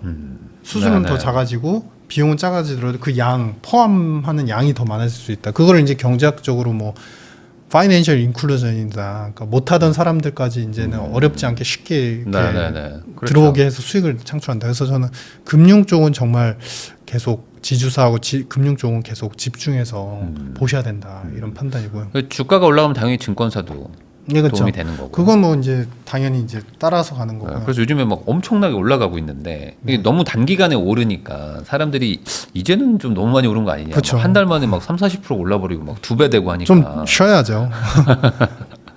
그렇지만 이게 끝난 것이 아니다. 네. 이렇게 보시는 거죠. 그러면 예를 들어 현 정부가 뭐 얘기하고 있는 뭐 코스피 뭐 5천 간다. 네. 뭐 5천은 뭐 이제 목표라고 한다고 치더라도 지금 뭐 3,100 뭐 이 정도인데 뭐 3,500, 4,000 뭐 이런 얘기들도 좀 나오고 있거든요. 올해 안에 막 간다 이런 얘기도 있는데 지금 당장은 뭐 그런 상승세는 좀 계속된다고 봐야 되겠죠. 상법 개정안이 잘 처리가 되면 네. 저는 지수는 의미 없다고 보입니다. 그러니까 지수는요? 이게 4천이 될지 5천이 될지 물론 이제 좀 약간 과도한 면이 있죠. 6천이 될지 네. 이거는 사실은 그 누구도 모른다. 왜냐면은 지금 모든 시스템의 철학이 우리나라 경제는 안 좋아요. 네. 안 좋지만 많은 관료들과 장관직에 또 처음으로 우리나라는 이제 트럼프가 옛날에 처음으로 그걸 시도를 했었는데 그래서 네. 지금까지 자연스럽게 온 건데 민간 기업의 수장들이나 연구소장 이런 분들을 이번에 AI 특히 이제 네이버도 네, 마찬가지고 이제 LG도 마찬가지고 채용 이제 선임을 하셨잖아요. 네. 이거는 사실 되게 예상치 못한 일이었거든요. 그러니까 우리나라에서 이런 일이 일어날 수 있다는 보통은 것은 교수님들이 그렇죠. 들어가시고 하시는데 그러니까 현장의 목소리랑 좀 떨어지시는 네. 분들이 철학적으로만 접근하시는 사례가 많은데 그렇기 때문에 이번 성장 패러다임에 대해서는 저는 이제 내수는 힘들겠지만 좀 색다르고 그동안에 하지 못한 도전적인 부분이 상당히 많기 때문에 성과도 기대가 되고 그러면은 전 세계가 참고로 말씀드리면 버블이 나쁜 의미일까요? 좋은 의미일까요? 사실은 버블은 어느 정도 껴 있어야 사실은 금융적으로 항상 좋거든요. 네. 근데 이런 버블의 징후가 있는 상황에서 전 세계 미국을 제한 성장률의 패턴 다 다운그레이드가 되고 있죠. 사실은 이거는 피할 수 없는 이제 과제인데 그런 상황에서 한국도 금융적으로 주식시장을 잘 풀려는 그런 의도와 스탠스들이 일본이 사실 10년 전부터 이런 밸류업을 저 PBR 기업들에 대해서 강력하게 지지하고 강력하게 법규하는 것들로 인해서 지금 항상 그러잖아요. 미국 다음에 전 세계 포트폴리오에서 미국 다음 일본이다 그랬잖아요. 한국도 이번에 따라갈 수 있지 않을까. 개인적인 소망도 포함이 되지만 드디어 우리도 이제 박스피를 벗어나고 충분히 가능성이 있지 않을까. 한 단계 레벨업을 한다. 진짜 밸류업 한다. 네네. 그러면 반대로 뭐 아무래도 지수가 올라가면 뭐 전반적으로 또 좋긴 좋겠지만 그 와중에도 또 여기서도 또 조심해야 되는 뭐 그런 것들도 있지 않을까. 뭐 예를 들어 국장을 투자해도 여기는 좀 조심해라. 뭐 어떤 방향성 자체가 아니면 사업성이나 이런 것도 아니면 너무 뭐 비싼 뭐 고점 구간에 있는 뭐 이런 섹터도 있지 않을까요? 뭐 개인적으로는 뭐 어떻게 보십니까? 왜냐면 경제가 안 좋다고는 하니. 그건 사실은 이제 내수 관련되는 기업들이 이번에 시장에서 이제 독특한 이제 내수 관련 기업들이 뭐가 있을까요? 예를 들자면은 해외로 진출하는 우리 이제 K푸드 굉장히 유명하잖아요. 근데 이미 그런 관련 기업들은 주가가 안 좋기 때문에 사실은 그러니까 철저하게 내수에서만 판매를 해서 모든 어닝을 얻어야 되는 이제 음식료 예를 들면 빵 판매하는 아니면은 이제 음식료 중에서 뭐 음료에 집중돼 있는 그 지금 말씀드린 기업들 어느 분인지 아시죠? 제가 직접 말씀드린 체감 경기에 너무 딱 그 맞는 그런 그런 기업들은 사실은 오히려 이제 그렇게 큰 시장이 좋음에도 불구하고 유동성이 좋아도 그렇게 큰 효과는 못 볼 것 같고요. 이제 이건 제 개인적인 판단입니다. 분명히 이 말씀을 드리면은 비판의 글들이 엄청나게 들어올 거라고 생각하는데 지금 이런 환경에서 조선에 대해서 굳이 좋게 보는 거는 조금 저는 조선은 이미 어느 정도 왜냐하면은 이게 이제 조선이 사실 수주가 모멘텀이 작년도부터 올 초까지 좀 지속이 되고 있지만 전체적으로 봤을 때 뭐 현대도 마찬가지고 HD 현대 그다음에 관련된 이제 하나오션도 그렇고 이제 수주가 실제 일어나는 숫자들이나 건수들은 좀 줄고 있고 미국이 원하는 MRO 시장에 대해서 수주를 주겠다는 규모는 생각보다 약할 수 있어요. 그래서 모멘텀으로 너무 강했었기 때문에 그분들이 저는 이제 상당히 조심스럽다. 그러니까 이런 거는 하면 안 된다라는 의미보다는 조선을 다 좋다고 하잖아요. 요즘에 이제 그런 측면에서 좀 조심스러운 측면이 있어서 오히려 포지셔닝을 좀 약간 조정을 해야 되는 거 아니냐? 이제는 약간 좀 섹터를 좀 갈아타는 것도 한번 고려는 해봐라. 그래서 굳이 이제 지주 그다음에 금융 그다음에 또 뭐가 더 좋을까요라고 판단해 본다면 사실은 반도체는 하드웨어 쪽은 여전히 저는 계속 그렇게 봅니다. 이게 시간의 문제이고 너무나 지루하고 상대적 박탈감이 보여서 그럴 뿐이지 삼성전자 하이닉스는 사실은 이 미국이 만드는 AI 패러다임에서 결국에 D램을 공급할 수 있는 글로벌 플레이어 탑티어 세 기업들을 보면 사실은 결국 삼성, 하이닉스, 그다음에 마이크론 이렇게 되거든요. 그래서 이거는 이제 중간 부침은 있어도 장기로 보면은 결국에는 수익의 성과는 굉장히 안정적으로 좋을 수밖에 없다. 거기다 이제 유동성 풀리고 하면 보통은 뭐 반도체 많이 팔리고 뭐 이런 거가 있지 않나요? 아무래도 돈이 많이 풀리면. 그렇죠. 그러니까 이게 로직으로 보면은 제일 처음이 뭐냐면은 일단은 그 미국의 여러 가지 IT 관련된 기업들의 돈이 많이 풀면 투자가 일어나죠. 투자가 일어나면 서버 투자도 있지만 우리 하드웨어적으로는 당연히 이제 엔비디아가 AI 관련된 이제 사업을 부흥시키기 때문에 계속 이제 상품 수요는 있는 거고 D램도 있고 반도체 칩에 대한 수요는 기본으로 있는 거고요. 이제 서버 투자, 그다음에 데이터 센터 투자가 일어나면 사실 관련돼서 계속 수주 모멘텀이 우리나라로 직접 오기보다는 처음에는 일본의 오더링이 오거나 아니면 TSMC로 오더링이 와서 그게 아시아의 2차 수주로 또 이어지는 구조로 연결되거든요. 그래서 결국에는 유동성 풀리면 투자 열리고 그런 환경들은 우리 반도체에도 상당히 좋을 수밖에 없는 거죠. 그러면 이제 이 영상을 시청하시는 분들 입장에서는 또 이제 복잡할 수 있으니까 뭐 과거랑 비교해 보면 지금의 어떤 그 국장의 모습이 언제랑 좀 비슷하다 이렇게 볼 수 있을까요? 트럼프 1기 때랑 똑같고요. 아, 똑같아요. 그걸 정확히 보셔야 돼요. 트럼프가 시행하는 경제 정책, 무역 협상의 시기, 그다음에 지정학적으로 일단은 시리아 공격하면서 다시 재편하는 그런 것들이 예전하고 동일한데 예전보다 최소 6개월에서 1년 정도 빨라요. 그러니까 한 번 해봤기 때문에 더 빨리빨리 하는 거예요. 그래서 지금의 금융시장적 환경도 17, 18년도에 붐업이 되면서 사실은 미국이 나홀로 주가 상승이 있었는데 사실은 18년도 들어서면서 반도체 슈퍼 사이클이다 하면서 한국도 좋았었거든요. 그러니까 대략 1년에서 1년 반 정도 지나면서 이제 한국으로도 전이가 됐는데 지금 트럼프 6개월 취임 지나고 나서 벌써 이제 물론 우리나라의 모멘텀도 있지만 벌써 이제 서서히 이제 시작이 되고 있는 국면이다. 야, 그러면은 예전에도 그런 일이 있었어 가지고 우리도 좀 올랐는데 여기에 우리는 지금 상법 개정 뭐 거기다 이제 뭐 정부가 드라이브도 걸고 하는 것들이 있으니 과거보다 더 큰 모멘텀으로 올 수도 있겠네요. 그렇죠, 맞습니다.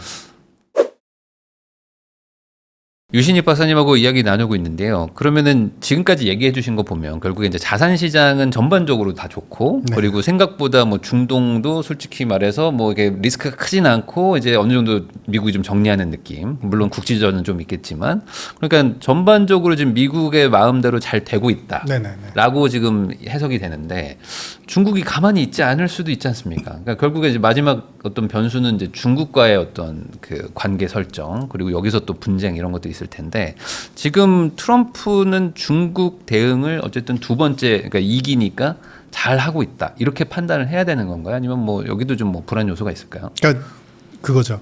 1기 때 못했던 거를 이번에 한꺼번에 쏟아내고 있다. 그러니까 결국에 이번에 이제 제가 항상 제 책을 말씀을 드릴 때 그 얘기했거든요. 제 책 안 보셔도 좋지만 제발 우리가 미국의 문건을 보고서 정책자든 투자자든 대응을 하자. 그러니까 요즘에는 정말 저는 사실은 비할 바도 아닌 똑똑하신 분들이 많잖아요. 그러면은 사실 그 문건들만 봐도 체계화되고 그걸 바탕으로 앞으로 어떻게 펼칠지 다 아실 수 있는데 문건보다 아직도 뉴스에 너무 의존적인 그때그때 그 즉흥적으로 뉴스에 의존적인 분들이 많으셔서 저는 제발 문건을 보자. 그래서 저는 그 문건을 정리하기 위해서 이제 트럼프 헤닉을 책을 썼고 핵심 뭐냐면 1기 때 국가안보 전략 보고서에서도 이미 수정주의 국가라고 해서 러시아, 중국에 대해서 겨냥을 했었고 이번 대선 캠페인에서는 이미 공화당 내부에서 이미 결정을 하고 시작한 거예요.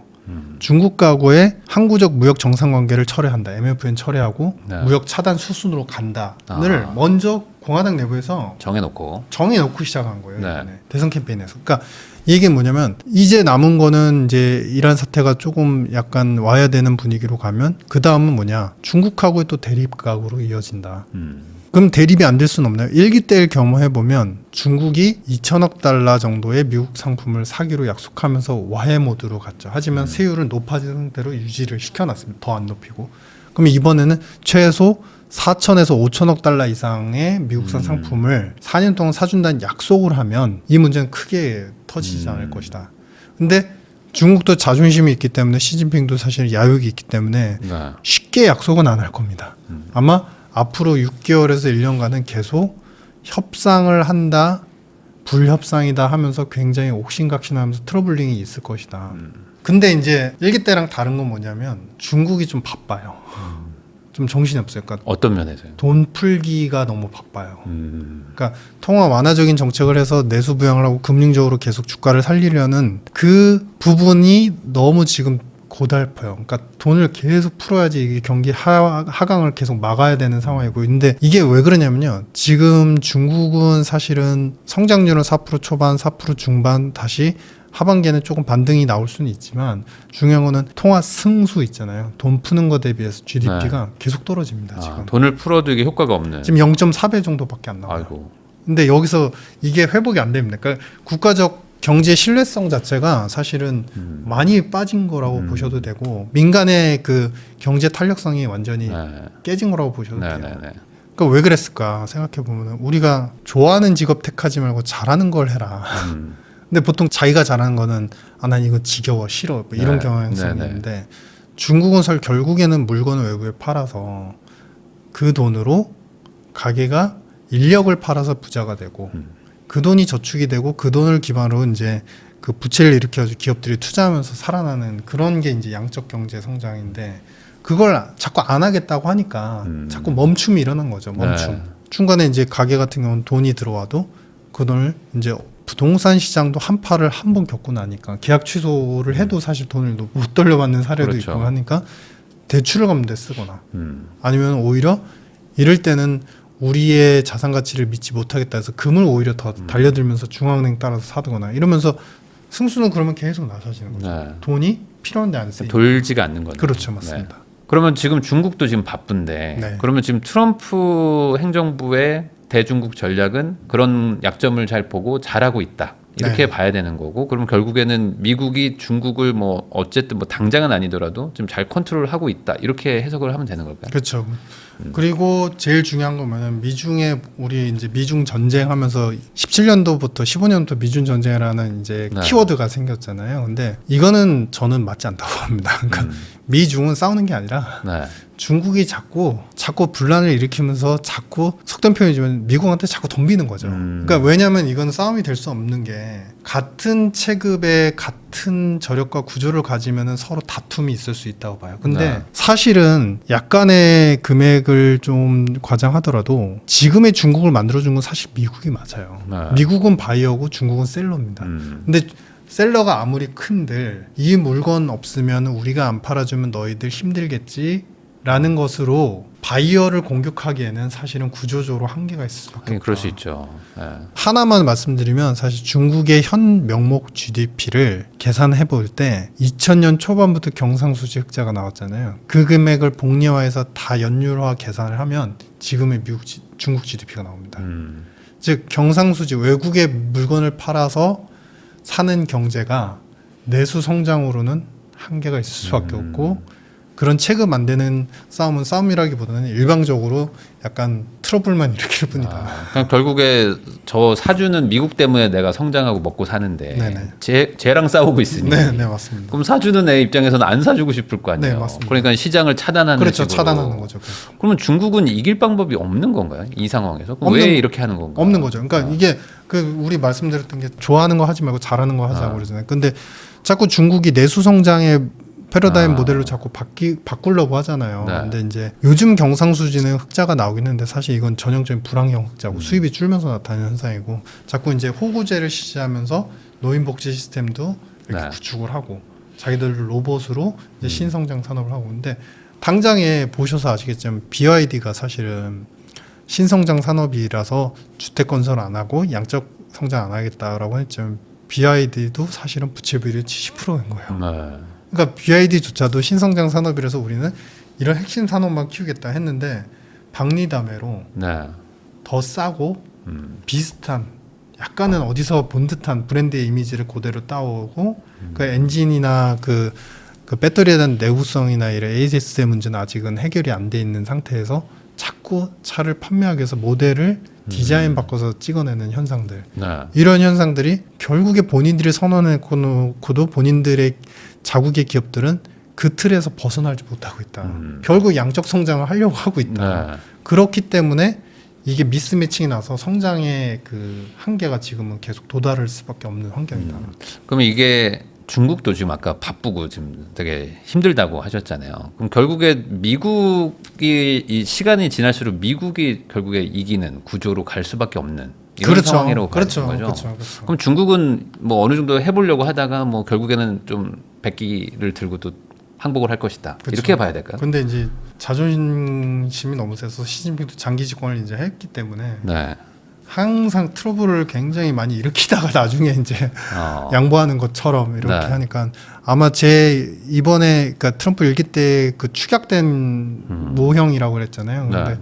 이번에 한 1년에서 1년 반 정도는 트러블링을 일으키다 양보하지 않을까 이런 생각이 있습니다.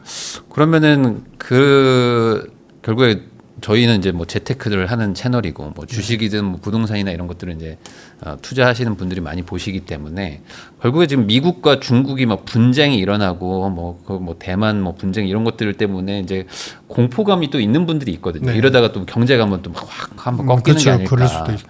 그런 부분에 대해서는 리스크가 좀 많지는 않다. 뭐 이렇게 해석하면 되는 건가? 아니면 이건 여전히 또 별개 얘기인가요? 왜냐면 또 중국이 또 힘들다가 네. 그냥 막 확 그냥 한번 들이받자 이럴 수도 있는 거니까. 이번에 이제 큰 산은 이란 사건은 넘어갔고 네. 미중 간의 대립에 큰 산은 하나 더 남았다. 그 구간까지 다 확인하신 다음에 자산 투자가 됐든 아니면은 금융 투자가 됐든 열심히 하셔도 무방할 것 같다. 왜냐하면 유동성 버블이기 때문에. 네. 근데 말씀하신 것처럼 미중의 트러블은 이게 이번에 격화되는 트러블은 또 어떻게 표출이 될지 이거는 사실 예측 불가해요. 그래서 네. 만약에 그런 불안을 갖고 계신 분들은 그거 확인하고 큰 산은 거기 한 번 남았으니까 그것만 해소되면 사실은 이제 하반기에는 수순적으로 돈 풀리고 다 모든 것들이 좋아지는 걸로 네. 갈 수밖에 없거든요. 그래서 거기까지 좀 확인하시고 가시면 될 것 같아요. 그 산이라는 게 관세 얘기일까요? 관세뿐만 아니라 외교적인 서로 간의 갈등이 엄청나게 심해질 겁니다. 그러니까 그 갈등이라는 거는 이번에 보셔서 아시겠지만 이란이 사실 할 수 있는 건 없었잖아요. 그리고 네. 하지 않았잖아요. 그거는 결국에 자국의 파멸을 이끄니까. 근데 중국이 사실은 이번에 너무나 약화되어 있고 밀리는 상황이고 경제적으로 환경 자체가 안 좋기 때문에 자꾸 외교적으로 자신들의 편이나 자신들의 그 군사력을 이용해서 무언가 압박적으로 자신들도 가만히 있지 않겠다라는 정치 불안정성을 계속 일으킬 수 있다라고 보여져요. 네. 그래서 그 부분은 조금 넘어가야 될 산인 것 같다. 그게 뭐 혹시 뭐 대만 쪽일까요? 그럴 수도 있죠. 네. 그러니까 자신들이 그것에 대한 명분을 잡고 그동안에 역사적으로 이제 네. 만들어 왔기 때문에 그리고 미국이 또 거기에 되게 민감하게 정보 조사를 해왔기 때문에 그 발언만 하더라도 갈등의 수위는 상당히 올라갈 수 있어서 실제 전쟁이 그렇게 일어날 확률은 크지는 않겠지만 네. 그것을 빌미로 해서 서로 간에 압박하는 정책들은 아마 좀 나올 수 있지 않을까 봐요. 그러면 그게 좀 세계 경제적으로 약간 좀 이거 좀 겁나는데 하는 수준까지도 갈 수 있을까요? 네, 가능성은 충분히 어느 정도 조정이 올 수 있을 정도까지. 열려 있다 이렇게 생각합니다. 그게 지금 남은 산이다. 네네. 그 한편에서는 또 이런 얘기도 있거든요. 중국이 지금 겨우겨우 버티고 있다. 이거 네. 이제 붕괴한다. 뭐 이런 얘기도 있는데 뭐 그렇게까지 뭐 봐야 되는 건 너무 좀 부정적인 해석일까요? 중국이 뭐 힘들긴 하지만 뭐 붕괴할 정도는 아니다. 그렇죠. 뭐 붕괴가 뭐 20년을 그러니까 소위 말해서 2000년도부터 시작해서 25년간 인력을 수출하면서 싼 물건을 팔아면서 이렇게 체계를 구축한 나라면 이제 소위 말해서 지출을 잘못되게 하고 돈을 잘못되게 풀면서 효과를 못 보고 또 풀어서 또 효과가 잠깐 나왔다 못 보고 이런 기간도 최소 20년 이상 걸리죠. 그러니까 이게 시스템적으로 그래 명목 GDP가 그래도 17조, 18조 달러가 하는 그런 국가가 됐는데 그게 한꺼번에 붕괴하고 이런 건 사실 말이 안 되고요. 그러니까 서서히 이제 성장률이나 여러 가지 체력적인 측면에서 좀 다운그레이드가 될 수밖에 없는 거죠. 서서히. 영국 보시면 비슷한 생각을 보시면 돼요. 그 옛날에 뭐 한 몇 년 전만 해도 결국에 중국이 미국을 역전한다 이런 얘기들도 많았는데 지금 분위기로는 어쨌든 미국이 나름 전략을 잘 짜가지고 중국을 좀 누르는 모양새다. 이렇게 그렇기도 정리를 하고 결국 바이어한테 한 거에서는 커질 수가 없다. 그러면은 이 상황에서 한국의 포지션은 어떤 거라고 봐야 되나요? 뭐 중국과 미국이 싸우니까 항상 우리는 중간에서 새우등 터지는 거 아니냐 이랬는데 우리 입장은 뭐 지금 뭐 중국이 저렇게 되면 나쁜 건가요? 뭐 좋은 건가 어떻게 봐야 돼요? 그러니까 전통 제조업 부분은 사실은 더 안 좋아지겠죠. 우리 쪽도 우리 화학철강이나 이런 관련 기업들은 중국이 서서히 다운그레이드가 되면은 안 좋은 건 맞지만 이제 중요한 거는 화학철강이 사실은 중국산 상품이나 그런 부분들이 미국에도 많이 팔리고 있기 때문에 거기서 또 공백을 잘 누릴 수 있는 기회도 이제 약간 좋은 거 안 좋은 거가 같이 존재하기 때문에 넷으로 보면 우리한테는 오히려 기회 포지션이 조금 더 있는 것 같다. 이런 판단. 그러면 어떤 수출을 하는 그런 곳들은 특히 이제 미국 쪽에 좀 활로가 열리는 거니까 미국 쪽에 더 집중을 해야 되는 거죠. 대신 이제 중국 쪽은 아무래도 이제 가격 경쟁은 더 심해지겠네요. 왜냐면 중국은 뭐 지금 엄청 너무 싸게 만드니까 아예 맞습니다. 지금 우리나라 일반 제조 공장들을 다 폐업한다고 하는데 그러면은 우리도 뭔가 좀 고부가 가치라든지 아니면 뭐 미국에 좀 수출할 만한 미국이 원하는 기술 산업에 대한 수출을 더 드라이브를 걸면은 잘 헤쳐나올 수 있겠죠. 그렇지만 뭐 어쨌든 경제도 좀 안 좋으니까 어쨌든 지금 힘들다고는 하는데 그러면은 이제 개인적으로는 지금 어쨌든 올해 성장률이 1% 이하 뭐 이런 얘기도 나오고 있는데 그냥 이 체감 경기라고 해야 될까? 일반적인 뭐 자영업자들도 느낄 만한 좀 경제 호황의 느낌까지는 한국 입장에서는 뭐 쉽지 않다. 당장 힘들죠. 아니면 한 뭐 1, 2년 있으면 뭐 온다. 아니면 뭐 이런 게 바뀌면 온다. 뭐 이런 지금 정책들이 효과를 잘 본다는 전제에서 그다음에 대출 탕감 정책까지 잘 효과를 본다는 전제에서 최소 지금부터 한 1년 반은 있어야 이제 바닥을 좀 다지고 전체적인 이제 내수의 흐름도 그 리바운드를 할 수 있을 것 같다 이런 생각입니다. 그럼 당장 뭐 일반적인 우리 뭐 시민들이 체감하는 경기는 올해 내년 뭐 다 안 좋은 거죠. 그렇죠. 근데 이제 경기는 안 좋은데 그럼 자산 시장은 막 올라가는 이런 괴리감이 막 느껴지겠네요 앞으로. 그렇죠. 그 약간의 이제 양극화 현상도 사실은 이렇게 금융화되고 유동성이 풀리고 정책이 처음 시행되고 양극화 현상도 사실은 불가피한다라고 보여져요. 그러니까 이럴 때는 사실 돈이 있는 분들은 어떻게 또 돈을 버는데 돈 자체가 없으면은 뭐 근로소득으로 벌어야 되는데 근로소득을 벌기에는 또 이게 경제가 안 좋아지니 어쩔 수 없이 양극화가 일어난다. 맞습니다. 그럼 이런 상황에서 결국에 이제 투자를 하고 이러신 분들 입장에서는 그래? 그럼 이런 상황이니까 한번 좀 뭐 레버리지 써가지고 빨리 뭐 올라타야 된다 뭐 이런 생각도 있으실 것 같기도 한데 뭐 리스크는 여전히 좀 있다고 봐야 될까요? 그렇죠. 한국은 사실은 그동안에 너무 네거티브한 요소들이 너무 축적돼 있고 소위 말해서 그 투자를 한국이 싸다는 이유 때문에 거의 십수년간 했지만 효과를 못 봤던 투자자들의 물량들과 그런 포지션들이 너무 많기 때문에 이게 조정받고 또 서서히 가고 조정받고 서서히 가지 너무 급진적인 상승을 하면은 거기서는 사실은 손해 보실 가능성이 크다. 그러니까 가고 조정받고 이런 흐름에 대한 기억들을 꼭 하시라. 그러니까 잘 생각해 보시면 거의 2000년 초반 IT 버블 끝나고 나서 이제 코로나 때 잠깐 반짝 오르고 그 다음에는 그 동안에 장기적으로 우하향했던 지주사들 기준으로 보면 사실 물량 다 쌓여있다고 보시면 돼요. 그렇죠. 다 물려 있는 사람들이 많죠 지금. 그래서 그런 부분들을 해소하기 위해서는 이제 서서히 이렇게 보셔야 된다. 그러면 너무 지금 막 국장 사야 된다 안 사면 뭐 큰일 난다 뭐 이런 얘기들이 나오는데 이것도 조금은 조심을 할 필요는 있겠네요. 그 얘기 그런 얘기 나오면 이제 한 대략 1, 2주 나눠서 사셔도 최소한 그분들보다는 수익이 좋을 수 있다. 근데 또 이제 상법 개정이 뭐 약간 지금 밀리긴 했지만 또 조만간 또 할 것 같은 분위기니까 그러면 또 한 번 또 막 한번 반등이 오지 않나 뭐 이런 생각들을 하시는 것 같아요. 그러니까 기본적으로 상법 개정안이 통과되면 사실은 그동안 했던 얘기들의 약속만 잘 지켜줘도 사실은 완만한 상승은 당연히 있을 수밖에 없고요. 근데 이제 포지셔닝이 항상 고를 때 위험하거든요. 지금이라도 뭐 오늘이 싸다 뭐 이런 얘기 나올 때가 항상 맞아. 좀 불안정하죠. 거기다 또 언론에서 막 이제 뭐 코스피 4천 간다, 막 5천 간다, 막 얘기들 나올 때가 항상 좀 조심을 할 때긴 하니까. 왜냐하면 이거를 저도 잘 생각해 보면 너무 당연한 얘기예요. 왜냐하면 그동안 그런 것들이 될 거라고 생각해서 많은 포지션을 가지고 있었던 기관들이나 연기금들 입장에서는 지금 이제 줄여야 된다. 왜냐하면 그렇게 수급이 몰릴 때 큰 유동성을 그때 이제 팔지 않으면 또 팔 그렇죠, 게가 못 없거든요. 팔죠. 근데 한국은 이제 약간 안타까운 부분이 여러 가지 금융화 정책들이 굉장히 이번에 공격적으로 잘 나오지만 연기금이에요. 그러니까 연기금은 사실은 아직도 한국 주식을 팔자거든요. 비중을 전체적으로 낮추고 네. 해외 투자, 특히 미국 투자를 해서 더 많이 돈을 벌겠다. 그래서 수익을 맞춰서 재정에 연 기금의 재정을 갖다가 건전하는데 기여를 하겠다. 이런 입장에서 네. 그 부분이 좀 아쉬운 거죠, 상당히. 근데 만약에 뭐 저는 잘 모르지만 상법 개정도 되고 하면은 뭐 다시 한번 또 국내 그렇죠. 비중을 늘릴 수도 있지 않을까요?